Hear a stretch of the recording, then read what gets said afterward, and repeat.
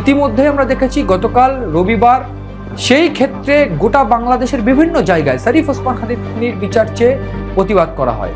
টালমাটাল পরিস্থিতিতে মোহাম্মদ ইউনূসের যে পুলিশ রয়েছে তারা পরিষ্কার করে ঘোষণা করলো যে বাংলাদেশের থেকে তারা পালিয়ে ভারতের মেঘালয়ে রয়েছে। তারপরেই মেঘালয় রাজ্য পুলিশ এবং বিএসএফ বলে দিল যে না, এটা মিথ্যে, গুজব।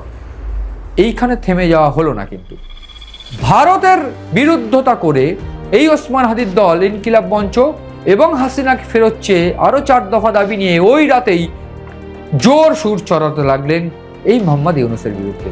মোহাম্মদ ইউনূস এই মুহূর্তে চাপে পড়ে গিয়েছে এবং গোটা বাংলাদেশের যে পরিস্থিতি সেইখানে দাঁড়িয়ে মোহাম্মদ ইউনূস কালপ্রিট এই মুহূর্তে, এবং মোহাম্মদ ইউনূসকে ধাপে ধাপে ভেঙে দেওয়ার যে পরিকল্পনা সেইটাই করছে এই মুহূর্তে বিভিন্ন এজেন্টরা।